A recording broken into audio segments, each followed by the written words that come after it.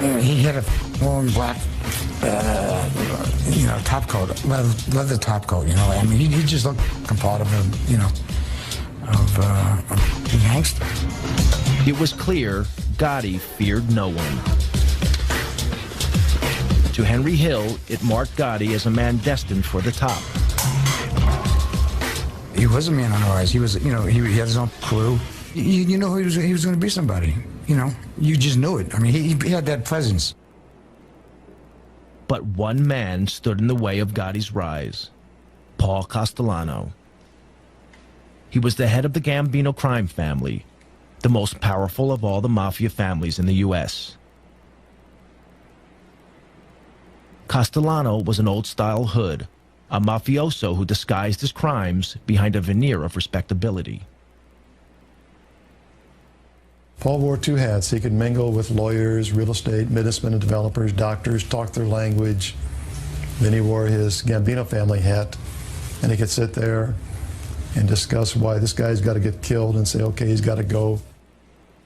Gotti would have to eliminate Castellano to become boss. But Gotti was not the only one who wanted him out of the way. In 1983, President Ronald Reagan declared war on organized crime. The target was the mafia's ruling body known as the Commission. On it sat Paul Castellano. Under America's tough anti-mafia RICO legislation, crime fighters could prosecute Castellano and the other bosses for running a criminal enterprise, if they could prove the Commission was meeting.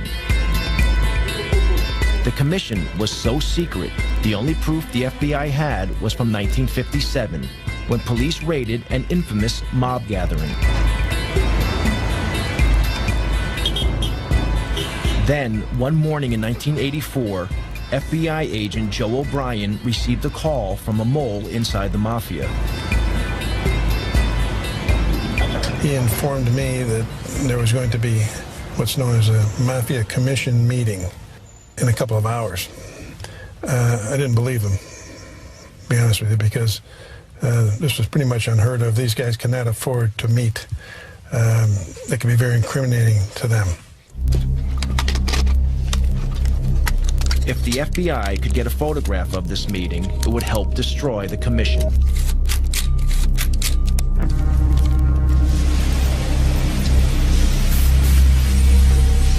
O'Brien and fellow agent Andy Currens staked out this building, a small house on Cameron Avenue, Staten Island, that belonged to a relative of a senior mafia don. The agents hid in the back of an unmarked van, a few hundred yards down the road. The van was right back here, right about where the white car is, right in front of the 54 there. That's about where we were parked. And we had a nice straight shot. There were no cars at that time. We had a straight shot down the street to 34 Camera. So we sat there for 3 hours, till about 4:30. And then they started coming out crime family by crime family. The top men in the Gambino, the Lucchese, the Colombo, and the Genovese families all emerged.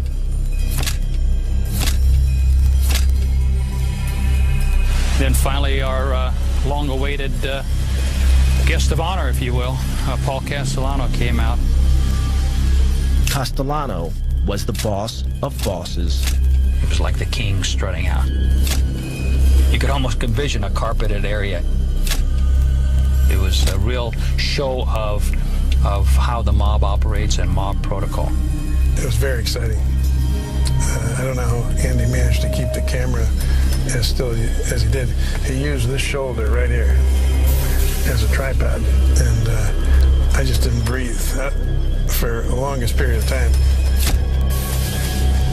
Castellano wasn't in any big rush. Took a couple of puffs on the cigar and got in the car and drove off. The photographs were dynamite. The FBI knew that such striking visual evidence was just the thing to put in front of a jury.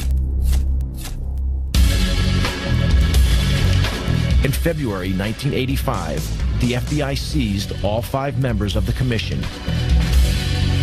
Agents O'Brien and Currens arrested Castellano and drove him to FBI headquarters in Manhattan. Federal authorities and New York City and state law enforcement officials today announced one of the most important indictments of mafia bosses in this nation's history. In the car on the way to FBI headquarters, Castellano heard a radio news bulletin about the arrests. Charges of racketeering and extortion. The charges carry prison sentences of up to 20 years. From New York, NPR's Mike Schuster.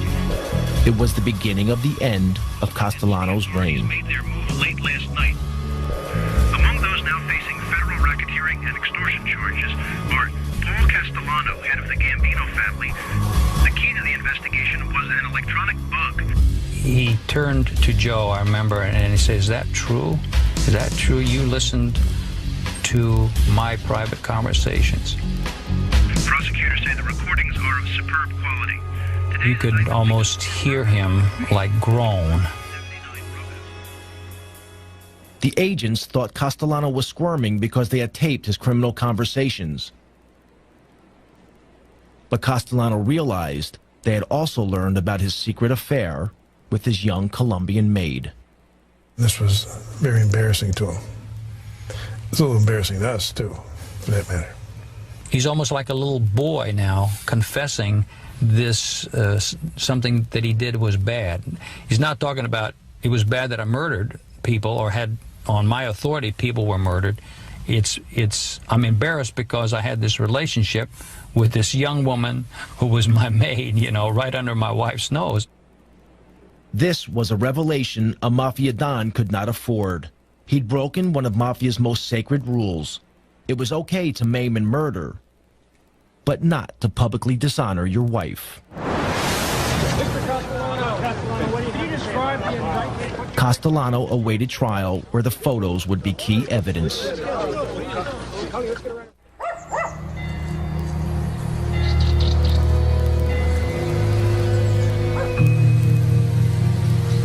If the New York mob wanted to know what a mafia war was like, they needed look no further than Sicily.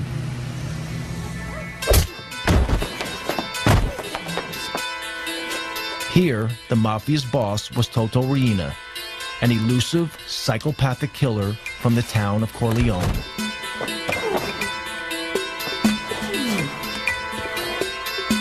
Corleone was a mafia stronghold set high in the mountains of central Sicily. It was the place that gave its name to Marlon Brando's character in the film The Godfather. Riina's cruelty earned him the name The Beast. Corleone had an unenviable reputation as a place where only the toughest mafiosi were born and bred. As one local anti-mafia fighter remembers, I once met a Corleone mafia person, and he looked me straight in the eye and said, "Listen, to be a real man, you need to have spent a few years in jail." This is the philosophy of the Corleone mafia. For them, going to jail is like a baptism. A mafia member who hasn't been to jail isn't a real mafioso.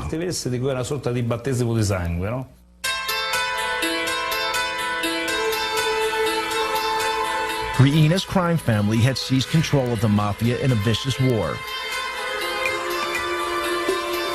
In Palermo, in the early 80s, the streets were soaked with the blood of Riina's victims. During one 6-month period, a body was found in the city every 3 days.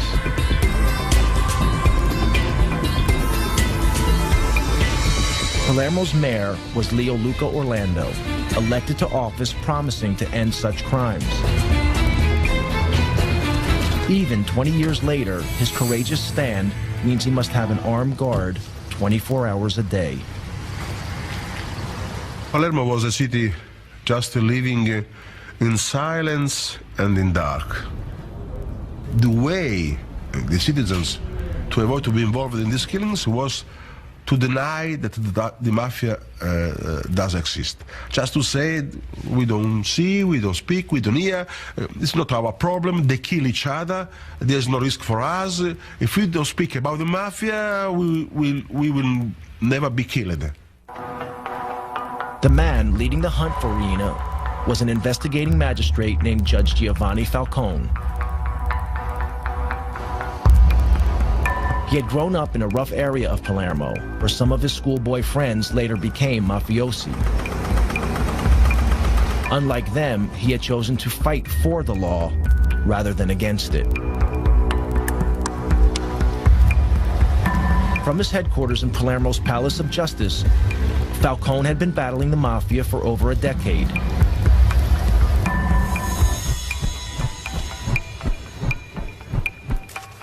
In 1987, he enjoyed his greatest victory.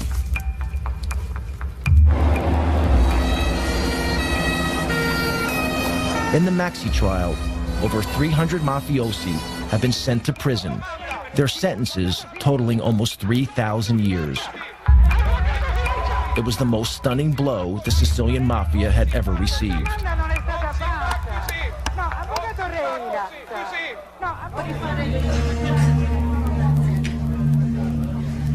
But mafia boss Toto Riina had escaped the roundup. He remained free, running his criminal empire from an unknown hiding place.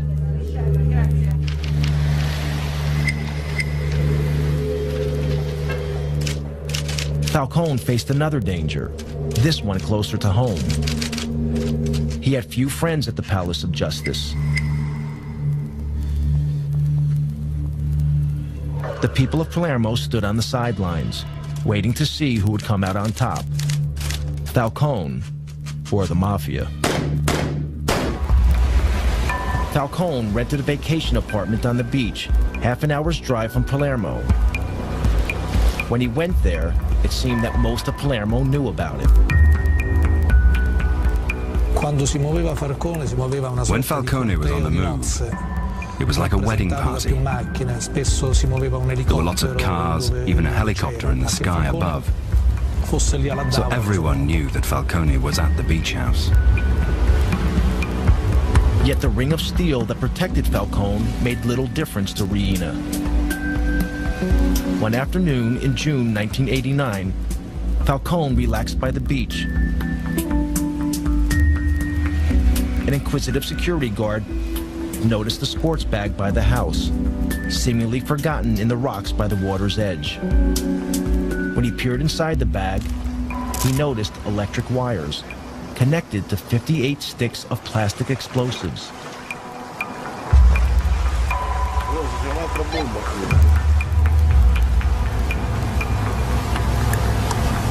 The bag was wired to explode if it was picked up. The bomb did not go off. Falcone had cheated death.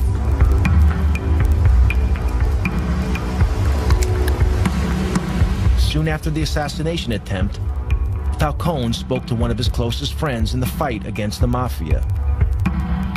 He made a chilling prediction. Come lui diceva poi, when we were talking afterwards, he told me, "My life's mapped out. It's my destiny to be killed by the Mafia someday. Non posso che morire così. Non posso che essere ucciso. The only thing I don't know is when." Che non so. With Riina at large, Falcone was running out of time. Back in New York, the clock was also ticking for the American godfather, Paul Castellano.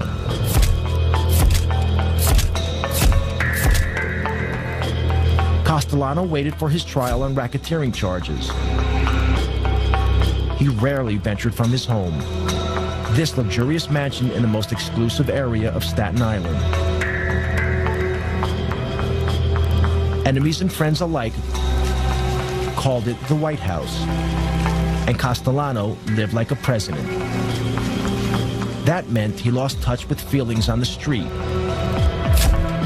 discontent that would be exploited by his rival, John Gotti. There's a lot of discontent with Castellano, where they thought he was too involved in his legal trials. He wasn't running the family. It had become a family of the haves and have-nots. Castellano was making all the money. Guys like Gotti were out there starving. So there was a lot of dissension in the family. We knew there was meetings going on, and there was a lot of discontent. In fact, Gotti posed as a have-not to win support for his bid to become boss. In reality, Gotti was making a fortune dealing heroin, making him a hero to his supporters.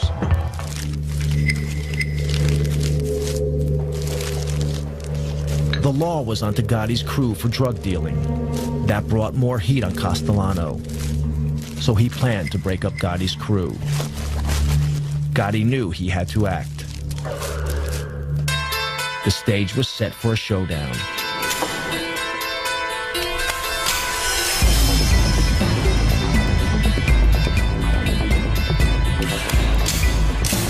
On December 16, 1985, Castellano headed into Manhattan for a meeting with Gotti. They were to meet here at Castellano's favorite steakhouse, Sparks, in Midtown Manhattan.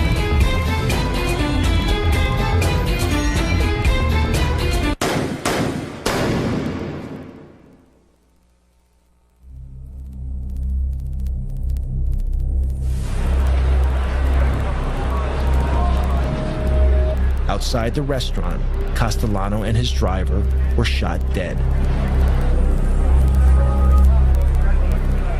Such a daring public murder shocked New Yorkers. It made the new Gambino boss a celebrity overnight.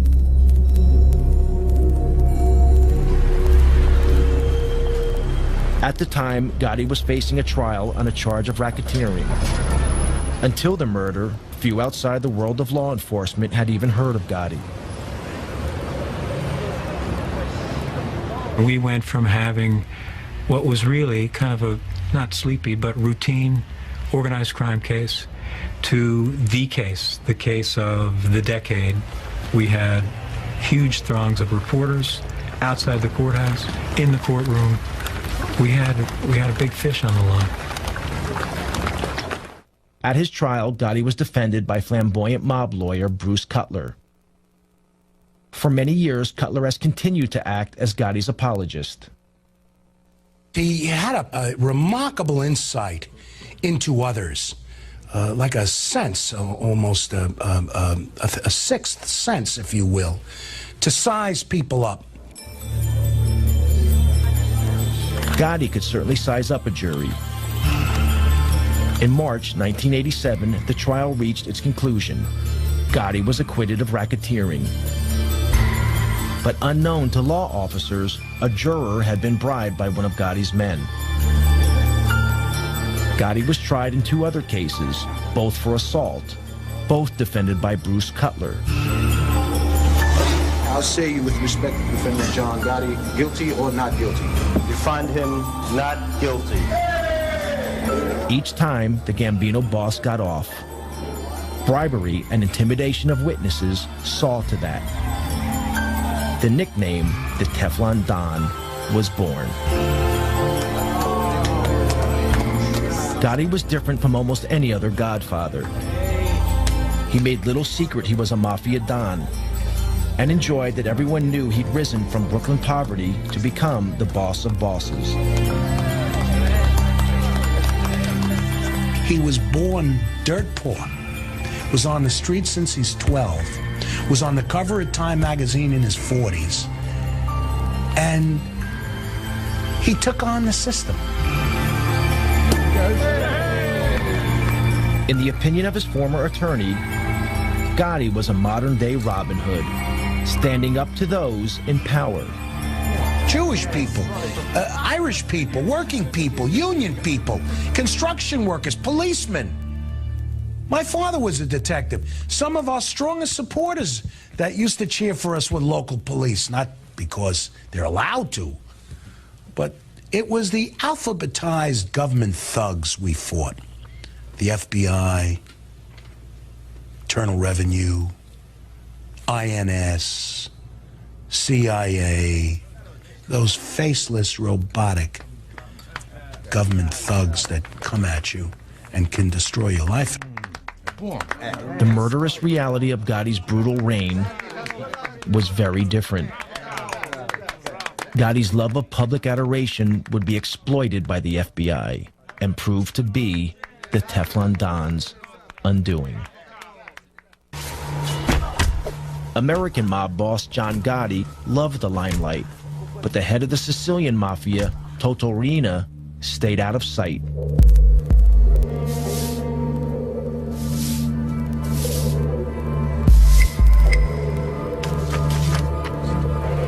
Prosecutor Giovanni Falcone was determined to hunt him down.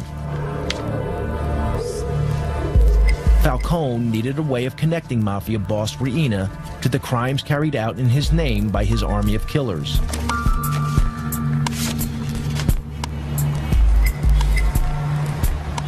The answer was in America. Richard Martin was a leading official in the U.S. Department of Justice. He and Falcone had worked together for years. Their biggest success, breaking the heroin smuggling link between Sicily and the United States, known as the Pizza Connection.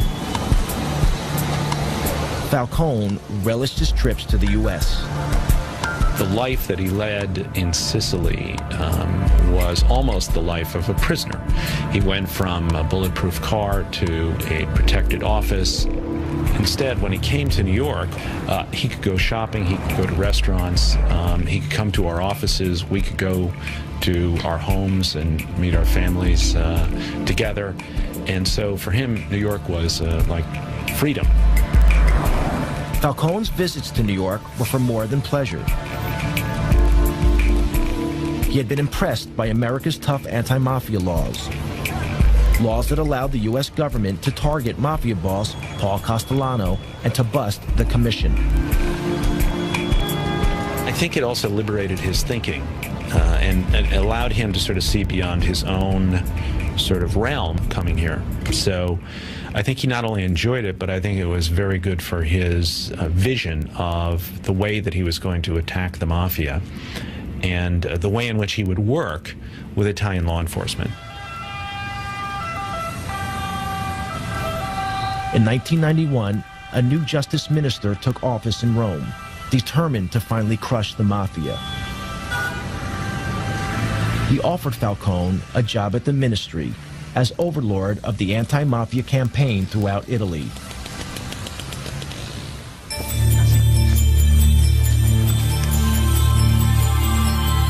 Falcone jumped at the chance of leaving Palermo and putting into practice the lessons he had learned in the United States. His ideas were revolutionary. An Italian equivalent of the FBI was to be formed. Across Italy, the fight against organized crime would be centralized under Falcone's control.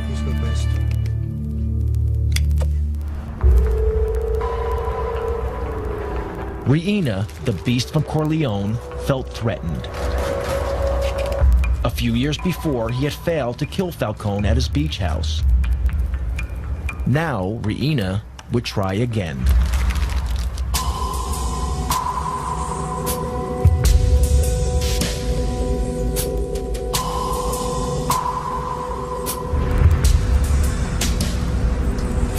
On May 23, 1992, Falcone and his wife Francesca returned to Palermo for the weekend.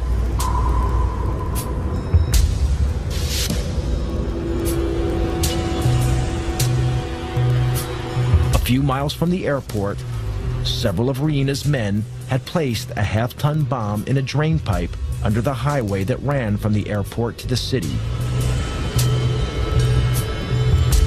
The men hid in a building above the road, armed with a remote-controlled detonator.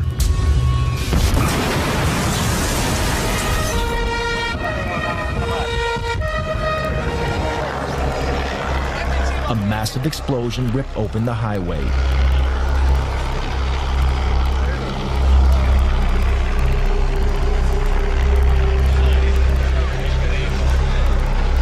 The explosion was so enormous, it registered on local earthquake monitors.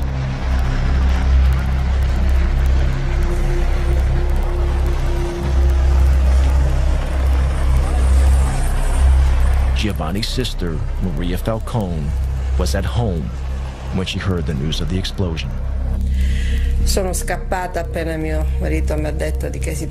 When my husband told me what had happened, I rushed out of the room. I phoned the police.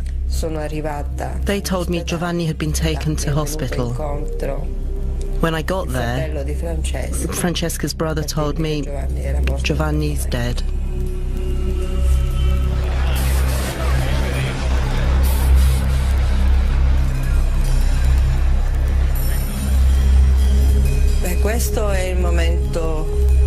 This was the saddest moment ever.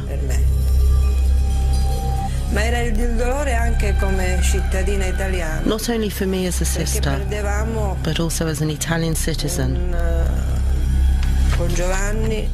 Because we felt that in losing Giovanni, our greatest chance of beating the mafia had gone.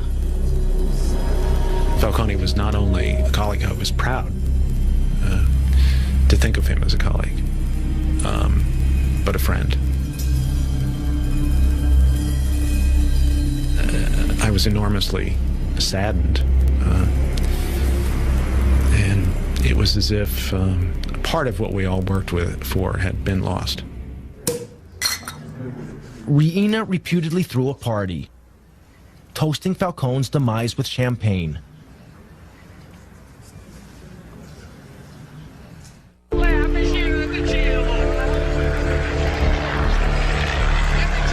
Along with Falcone, his wife Francesca and 3 bodyguards were also killed.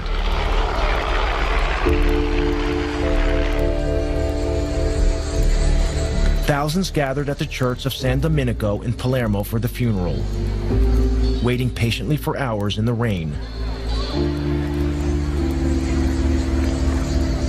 The funeral was broadcast live on national TV. Across Italy, all regular television programs were suspended. Parliament declared a day of mourning.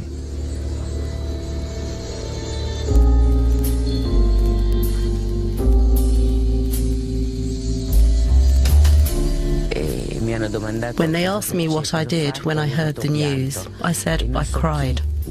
Someone said, "You're Judge Ferraro. What do you mean you cried?" I replied, "Yes, I cried, and I'm not in the slightest bit ashamed of it." Italy was shocked and angered. It didn't deter Toto Reina. Anyone who stood in his way would meet a similar fate.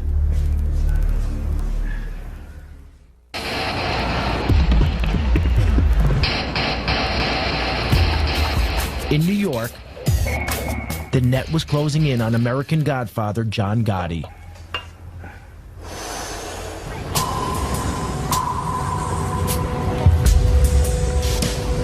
This clothing store in Manhattan's Little Italy was once the Ravenite Social Club, the nerve center of the Gambino crime family operation.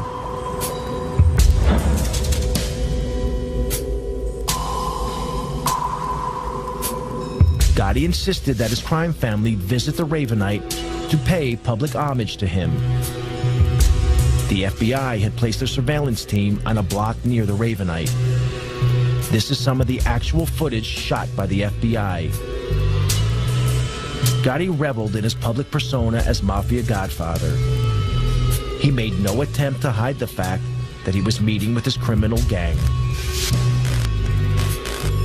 The rest of the family was required to come down there as a command performance to meet with John, discuss business, kiss his rear end, give him money, what have you. So during the course of the week, you might have all 20 caps in the family down there on different nights, plus 80 to 90 to 100 soldiers. All standing out there in broad daylight.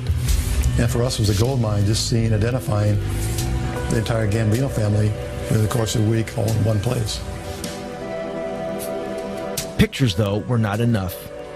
To get a conviction, the FBI also needed to hear Gotti talking about his crimes. They had bugged the Ravenite, but the mics had so far failed to pick up much. Then, they had a break. An informant told them Gotti always held his most important meetings in an apartment upstairs, owned by the elderly widow of a Gambino member.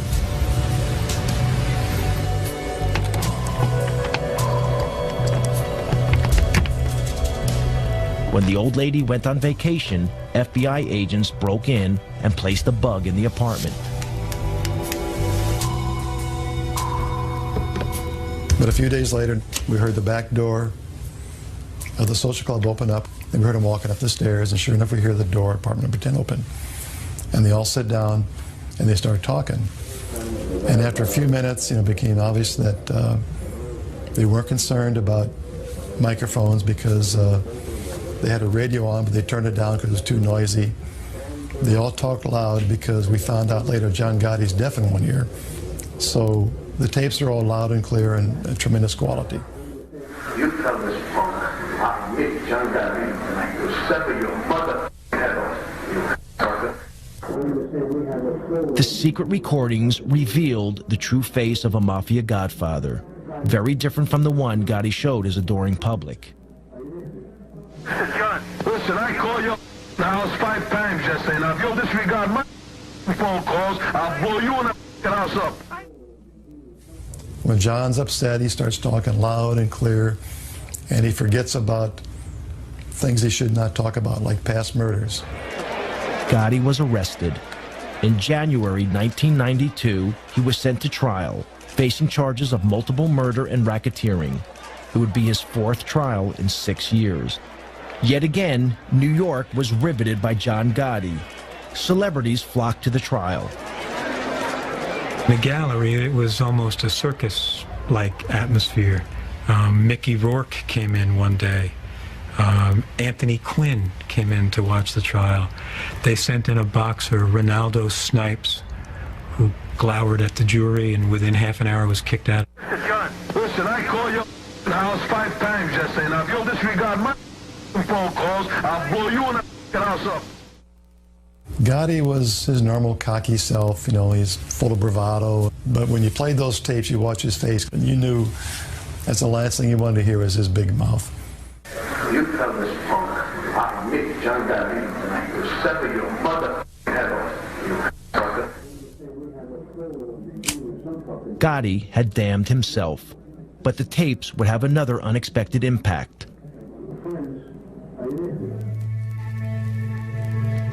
Also arrested with Gotti was his loyal right-hand man, Sammy the Bull Gravano.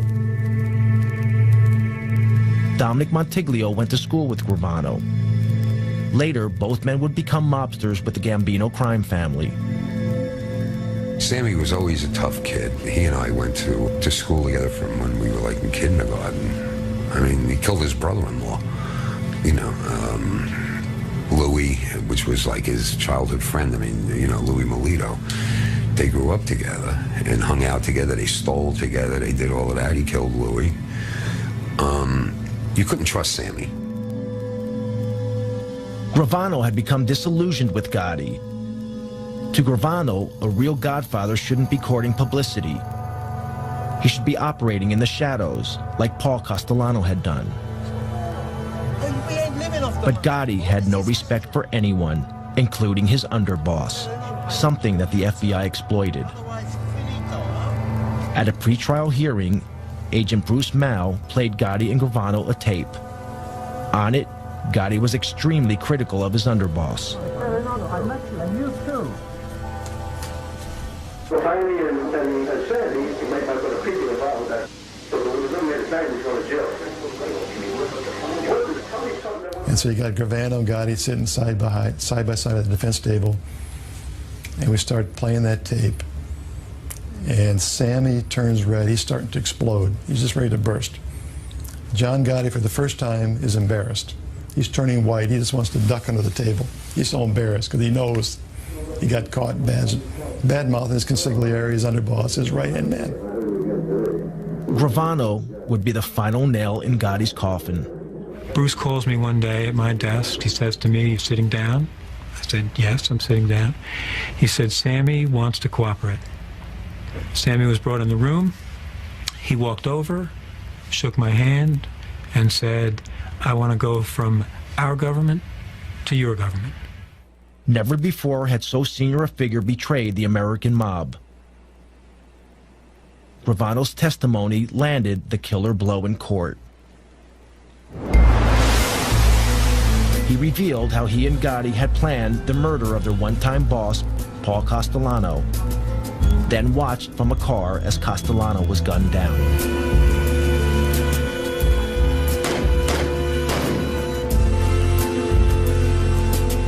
Vano was a fantastic witness, and John Gotti acted like someone who knew he was going to be convicted, and he was really worried about it. He was ornery, snapping at me, snapping at his lawyers. It was, I enjoyed watching it. In April 1992, Gotti was found guilty on 13 charges, including murder and racketeering. The judge sent the Godfather to one of the toughest jails in the U.S., Marion Federal Penitentiary in Marion, Illinois. The sentence was steep, life without the possibility of parole. Despite the evidence of the tapes and Gravano's testimony, Gotti's attorney in his first 3 trials still protest Gotti's innocence. If you're asking me, do I agree with the label that he was boss of some Gambino group, I say no. To you, I've said no all my life. He said no. I don't say he was an altar boy or a saint. He was one tough cookie. But he said he was not part of any mob.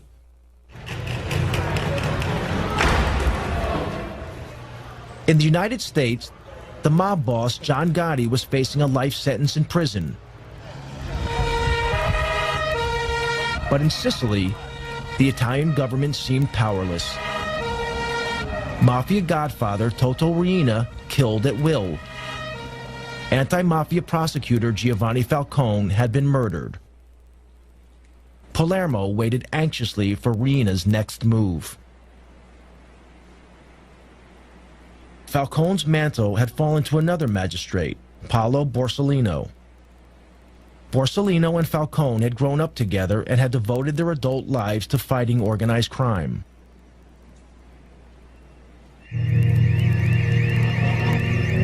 On Sunday afternoon, July 19, 1992, 2 months after the murder of Falcone, Borsellino visited his elderly mother in this apartment block, as he did every weekend.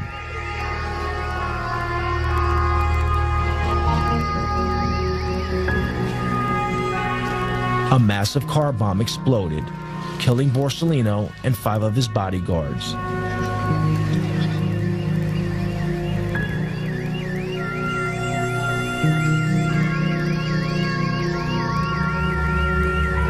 This outrage was the final straw. It caused a revolution against the mafia, led by the people of Palermo. After the killing of Paolo Borsellino, the reaction of people, of population in Palermo was enormous. The women, the children, the people reacted just crying, basta, no more, enough is enough. Enough was enough. Thousands poured onto the streets of Palermo in a wave of anger unprecedented in Sicilian history. Everyone sensed the mafia's next target was Mayor Leoluco Orlando, elected to office pledging to rid Palermo of the mafia. When he appeared in public, women and children drew a protective cordon around him, daring the mafia to kill them to get to the mayor. They sent a clear message. The message was that I was not alone. The message was that the mafia can kill a man. The mafia can kill 10 men, but the mafia cannot kill thousands and thousands of women and children. It was the beginning of the end. People power had beaten down the mafia. The government flooded Sicily with thousands of troops, determined to crack down hard on the mafia.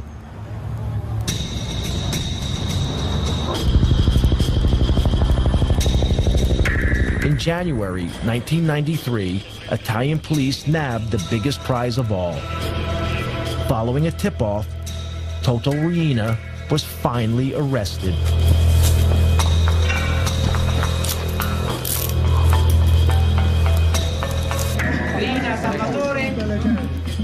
Salvatore Riina was captured in Palermo by the Carabinieri this morning.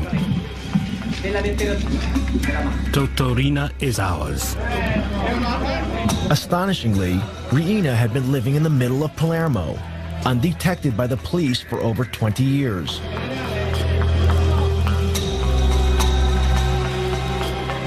When Riina was paraded in public, Italians were shocked. This inoffensive-looking, peasant-like character was responsible for the brutal slayings of Falcone and Borsellino, along with hundreds of others. At his trial, Riina painted himself as a poor old man who knew nothing about the mafia.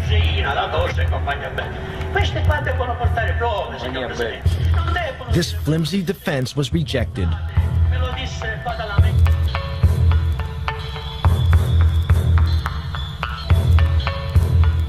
Riina was sentenced to life imprisonment to be served away from Sicily in a jail on the Italian mainland.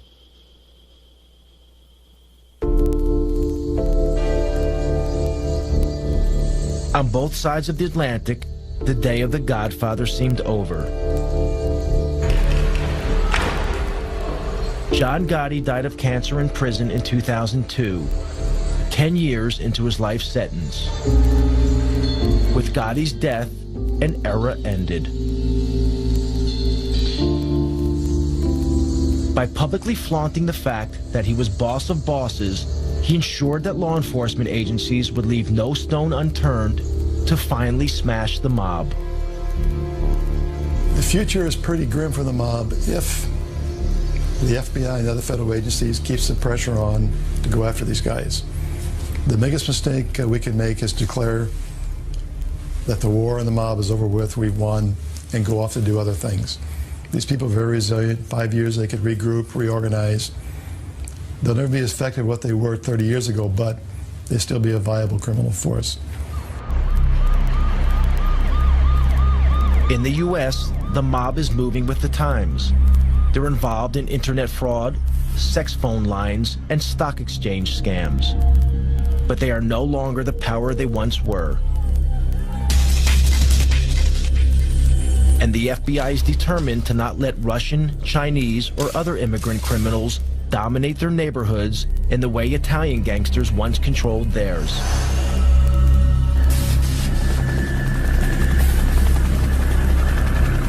In Sicily, they are also keeping the pressure on. Yet in these hills, even with Riina in prison, the mafia is still here. Invisible, but deadly. Today, there are new leaders. They are also from the mafia stronghold of Corleone. They have turned their backs on the self-defeating tactics of Toto Riina. No longer do they assassinate public officials. Like the leaders of old, they prefer to pull the strings from the shadows. Forse vivemmo tutti quanti una vera grande illusione. I think we were all a bit deluded. Maybe we were just kidding ourselves that we could destroy the mafia with just 4 moves on a chessboard.